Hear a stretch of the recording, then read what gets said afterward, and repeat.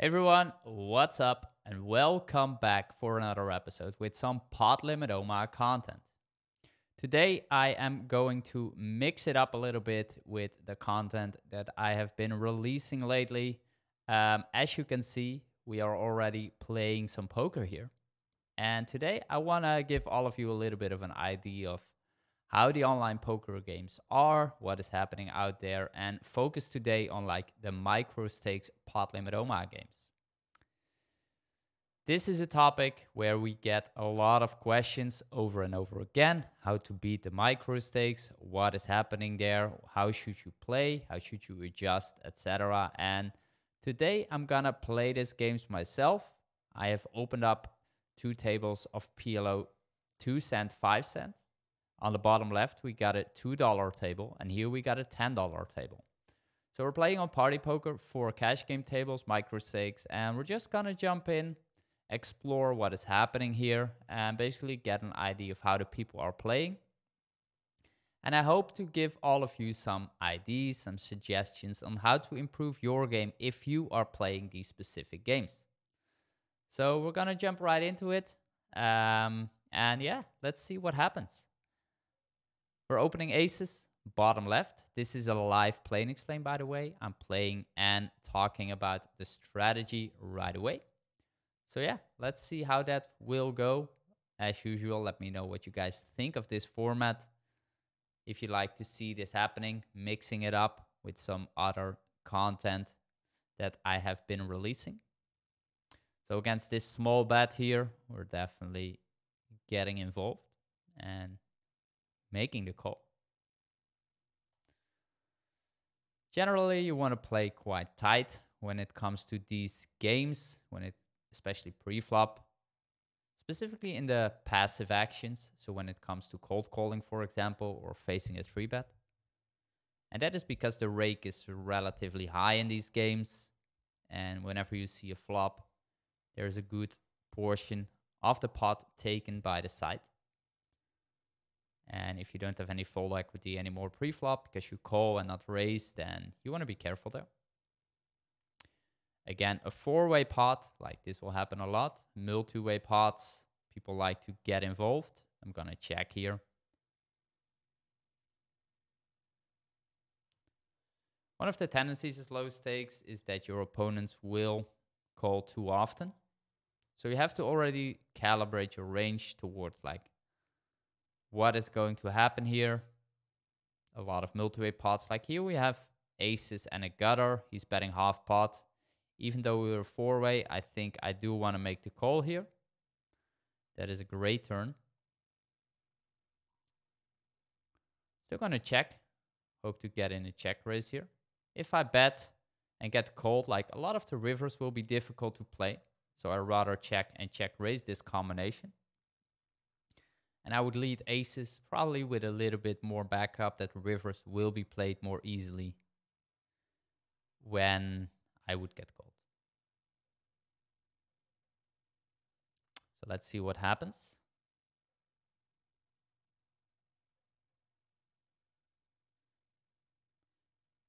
Here we make a call on table 4 in the bottom right. We have some nuttiness with the ace-high suit, which is extremely important. We want to be very selective when it comes to small blind strategy. Probably the worst position we can be in, especially at low stakes or micro stakes even. At this point, I do want to start betting. I'm going to go a little bit larger. There are some draws out there. Here we have a fold. Table number 3. It's not a great river. At this table, obviously pairing the top card, and we are up against 2 players. So I will probably end up checking.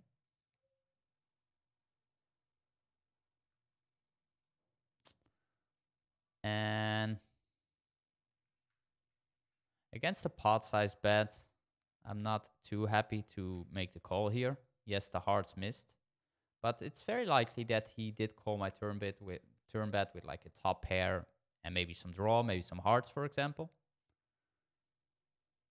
So I'm actually going to let this go against this sizing. Here we are folding, table number 3.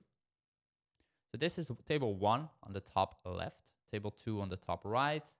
We got table 3 on the bottom left and table 4 on the bottom right.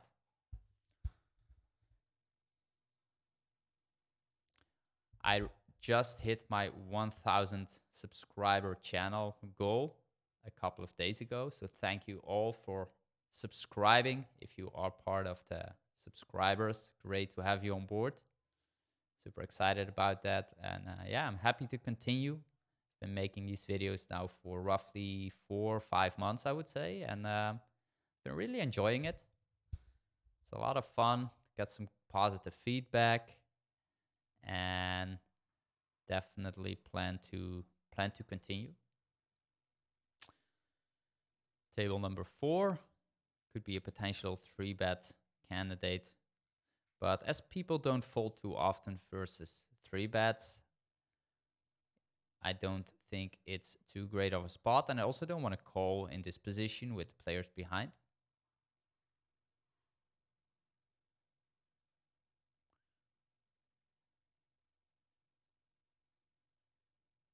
Making a small bet on table 1 with my 2 pair.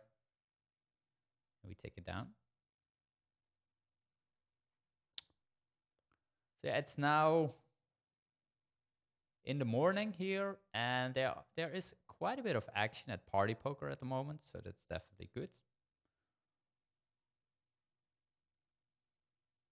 I don't usually play too often in the morning hours and also not at these stakes, but here there are definitely some action. There's definitely some action at the regular tables. And let's see in the fast forward tables, there's a little bit less, but that will definitely improve later on as well.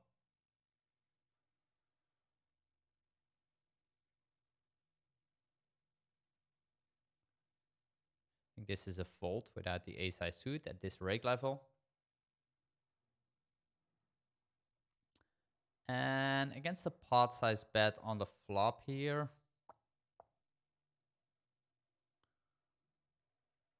it's not a great spot.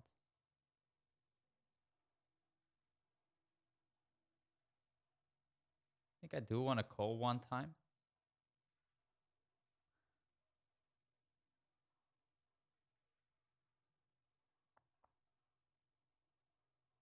We're going to fold.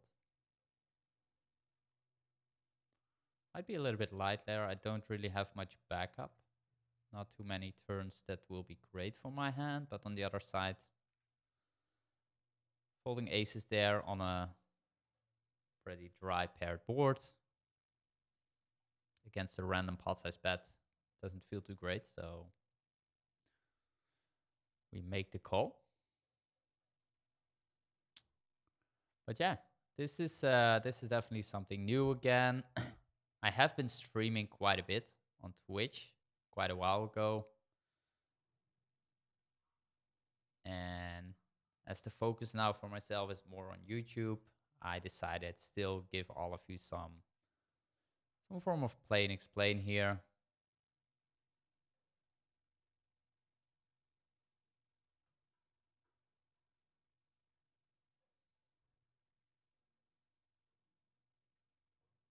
I'm gonna fold there now. We could bet fold here on the flop. I think that would be fine also. One exploit that works pretty well at these stakes, I expect, at least that's what's happening at lower stakes in general, is that people check fold quite a bit. So if you're in position facing a check, then you can stab quite wide there because people check fold a lot, and that will make your bet more profitable, meaning you can bluff more.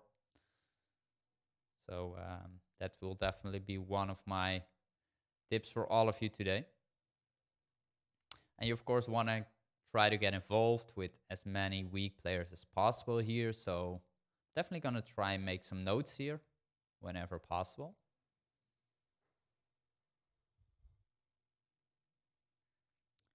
As you can see, I don't have any notes on these guys. But let's see what's going to happen.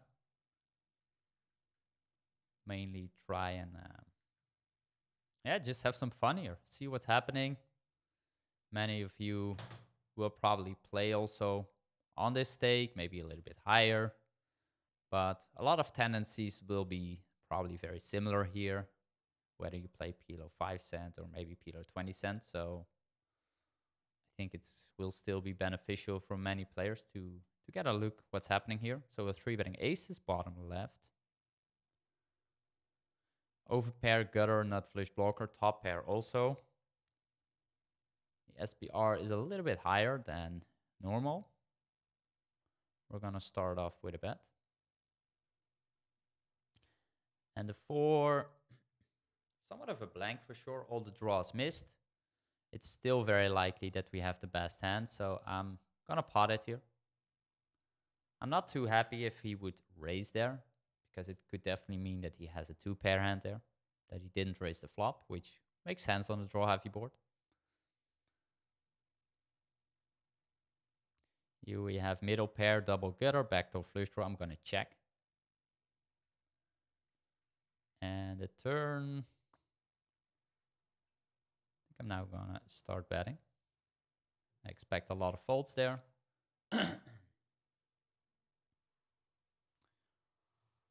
The delay c-bet in general is a pretty good weapon as well here.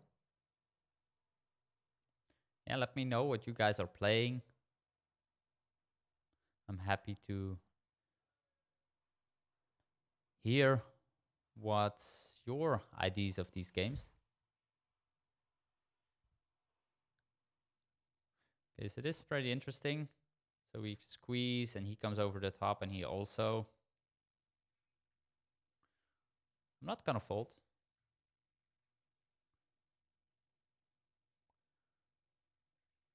Look at this guy, pretty random. He has me in very bad shape on the flop. I think we do win against him, right? Let's see. So 2 very light all-ins. Definitely worth taking a note, like especially this guy, like who was it? Like Westworld. Just getting it in with like a random whatever. Player notes. Pre-flop. All in. Jack 9, 3, 3 single suited, 100 big blind versus 2. And yeah, as you can see, I'm playing regular tables, so this allows me to make notes, get ideas of how players are playing.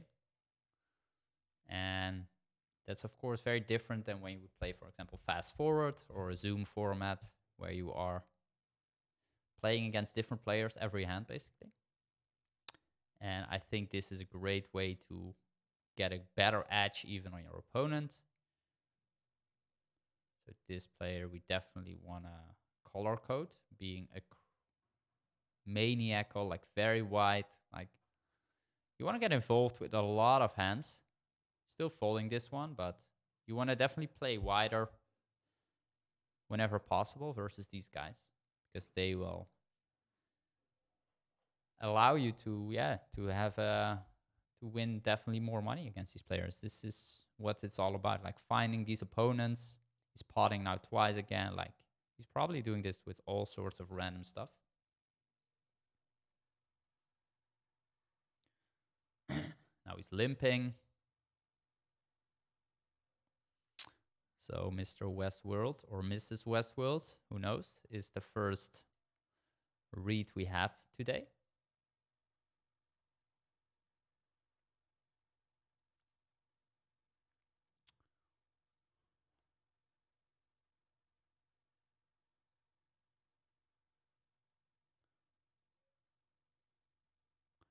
We are defending the big blind.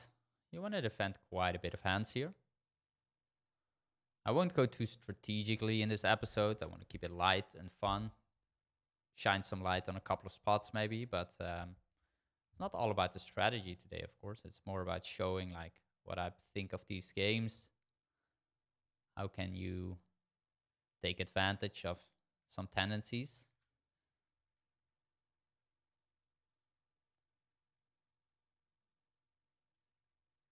So hands like this, for example. What is it?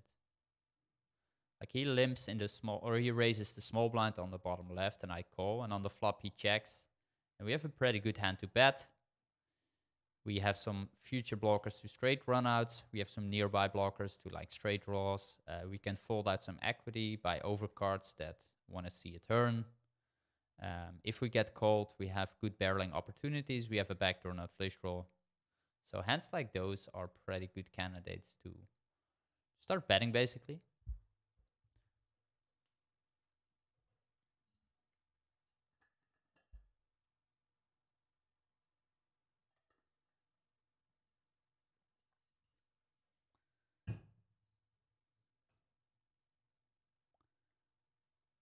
It's also interesting to see, is there really a difference between these stakes or not? Like, I don't necessarily recommend any of you to start, whenever you start grinding, like play PLO 1 cent, 2 cent. I think that's pretty tough to... Here I'm going to raise just because I expect players to overfold quite a bit in the big blind. And on this flop, you can definitely bet. We have no showdown value. We got some equity and some blockers nearby the 7. And on the turn, I think I'm going to bet again, actually.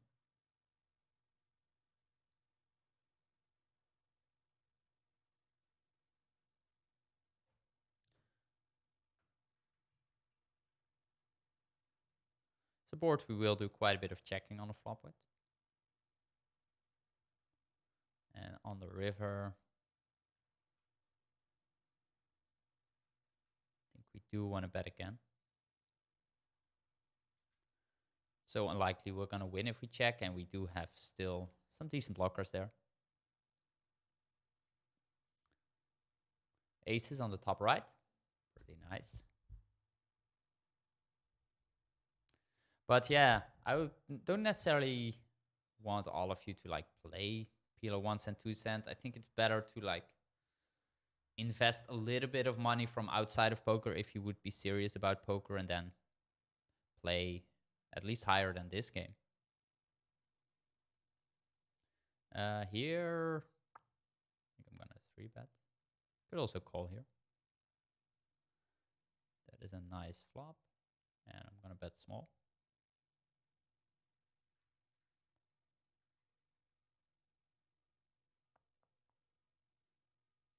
Check turn.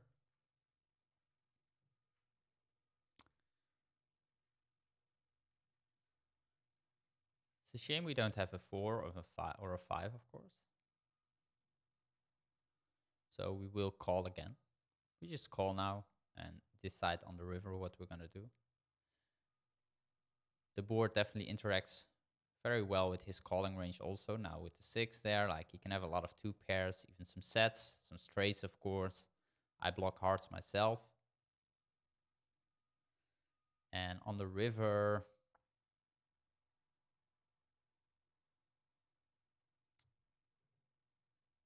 I think we do want to bet just because it's so likely that he's going to check back a set, 2 pair, a straight. The question is what sizing.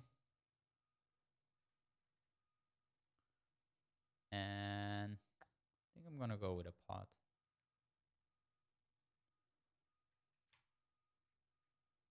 He folds.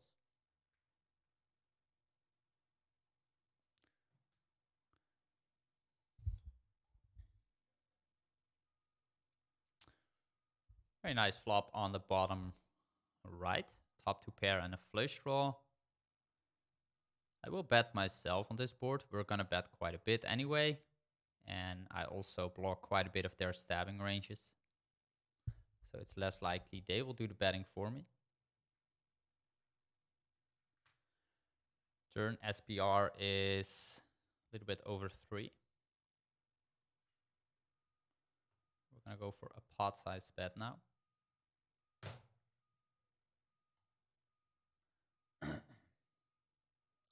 Here we will fold.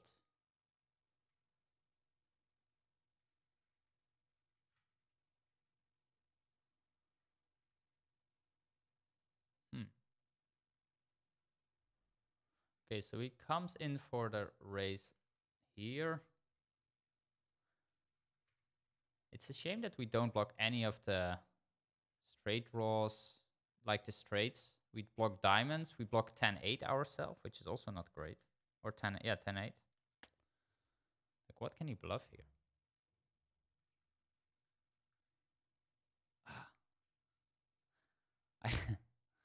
Somehow I wanted to call. I clicked on call. I was too late. Apparently. I think I did want to call there, even though I didn't have blockers. Like, it's just so unlikely that how you can arrive there with a straight, like, after calling the flop. I mean, it's possible. What would you guys have done there? Let me know.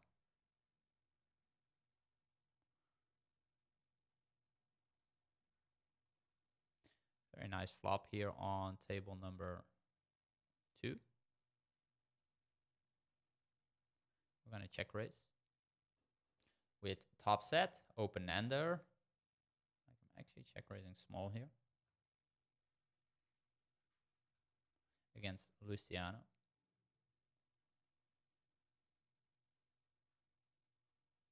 Here we're folding. We lack the nuttiness.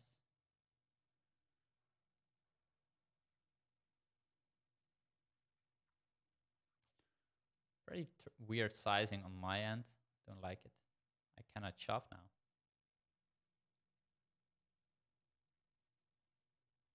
We are going to pot. Here I did raise pre-flop, check flop, bet turn, and now on the river.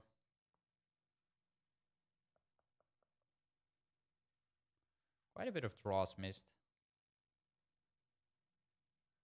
And I don't have anything basically, so to win we get a bet. And because there are so many draws missed, I think it's fine.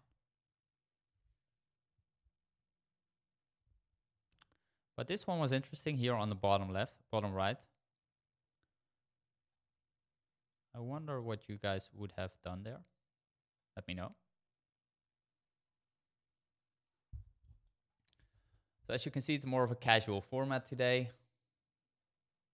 I'm just playing around here a little bit.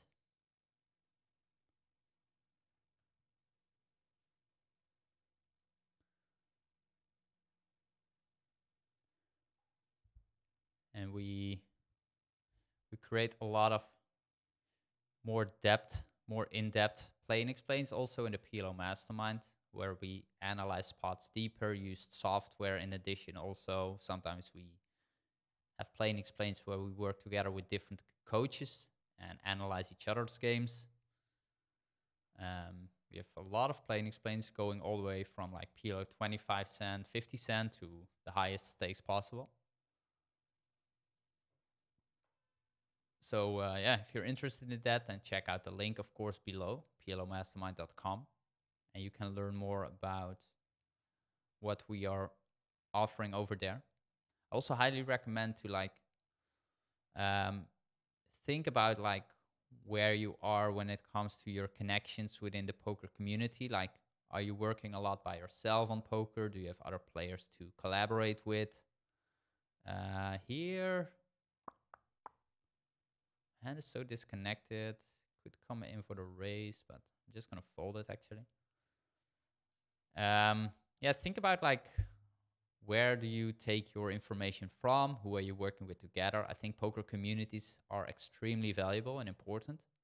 There are a lot of forums out there to talk poker strategy. There's a lot of poker content, of course. There are different discords, including the ones we have. And yeah, think about those different possibilities that are out there. And it's so much fun to work more together with other players. Same as in real life, like that is what life makes interesting. And it's same as with poker, right? The more you collaborate, the more you talk with other players about it, the more fun it will be, the better you will become. You can share your stories. You can relate to other players as well who have the same problems, similar issues. Like, it's all about that. And slowly you will you will get into the routine of talking with other poker players, etc. So yeah, make sure to check it out. Think a little bit about it. Maybe check out our Discord channel if you're interested in that also. And yeah, become active within a poker community that you find interesting. And of course, happy always to jump into the comment section here. So feel free to do that as well if you want to. Here we limp with him. It's a pretty weak hand, but we are going for the call now. You want to be very careful with like deuce X, 3X hands are pretty weak. So here.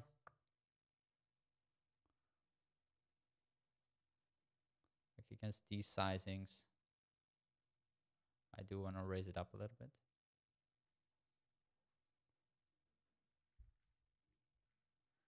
There's some flush draws out there, of course, and bottom right we check back, but now we're gonna fold. Like, don't think this is a great spot to turn into a bluff with our blockers. Like, we have no equity at all.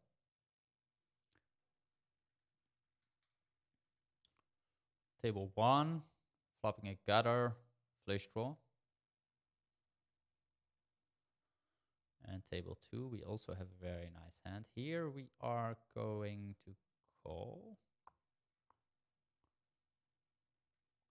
It's not the greatest spot, of course. Like, they can easily have like higher flush draws, etc. I mean, now it's getting pretty interesting.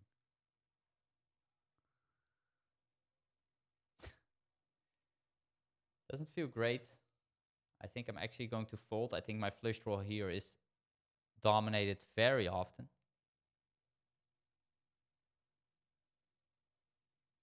And on table 4, we are check calling. And on table 2, we face a pot size bet. We're just gonna get it in now. With the nut flush draw, we turn the nuts. I think so. Yeah. And table 4, we check call the flop. We have a rep with a pair, but we don't have a top set blocker. We don't have a flush draw. So check calling there seems fine. We could also bet it ourselves.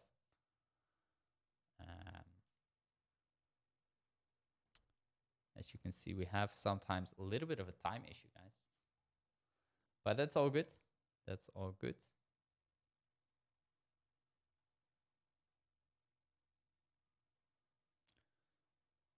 We did manage to win a nice hand here on the top right. Actually, let's see what this guy was getting it in with. He had a pair and a gutter. Pretty light there. Here.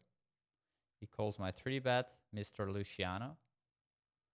So this guy seems wider. So I'm just going to get it in now because he might be on tilt or might be wider than normal. And as you can see, he definitely is. And we managed to win another hand against him. Definitely a recreational player there. Keep that in mind. This guy is definitely no fold versus 3-bet. Light stack off, question mark. Let's see if that happens again. He might come in for the squeeze now again. There it is. Like, we know he's very wide. But do we want to come over the top here? I think calling is a little bit better. It's not great. It's not great with him behind also.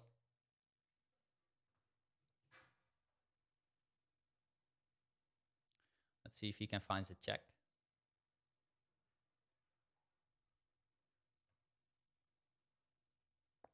Yeah, we cannot stack off with him behind us, unfortunately.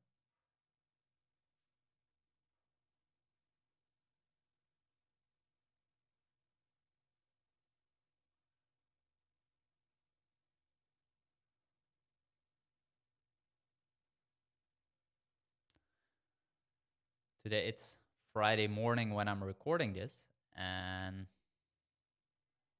yeah, the weekend is arriving. Let me know if you guys are playing anything. What's the plan for you? Are you grinding a lot in the weekends, or are you doing more grinding throughout the week? What is your schedule there? Definitely interesting to hear about that. In the meantime, we pick up a very nice hand on table 3, bottom left.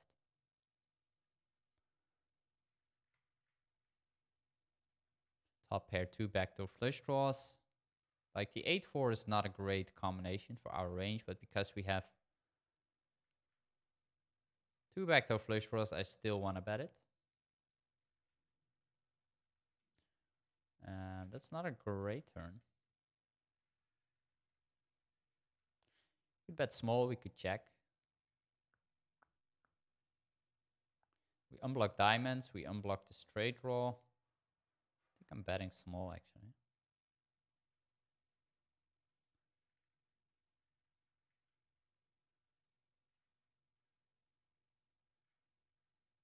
And we take it down.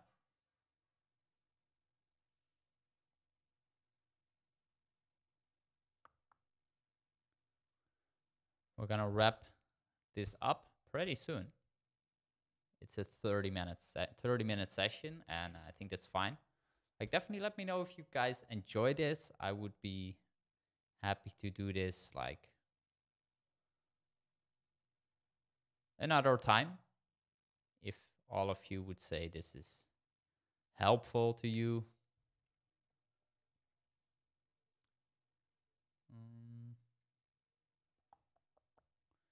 We were checking. Hope to see a turn. And turn a gutter and a blocker to a jack 8. I'm gonna bet it.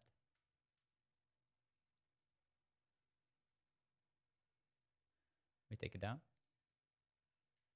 So yeah, whenever players like take like a passive action on a prior street, they are generally much weaker than players play higher stakes, because here they just don't think too much about their ranges, checking, protecting that, etc. So keep that in mind. Definitely one of the takeaways of today, I would say, and I hope that will help all of you. But yeah, if you find this enjoyable, helpful, interesting, fun also, I mean, it's not all about serious poker strategy here. Just want to have some fun, play some poker occasionally. Then let me know, and we could do this again for sure. I'm gonna close the tables in the meantime, guys. Hope you enjoyed this. Let me know in the comment section what you would like to see, if you would like to see something like this again. And definitely hit that like button and subscribe to the channel if you haven't already. Okay, guys. GG. Take care. And see you back here soon with another episode. Bye.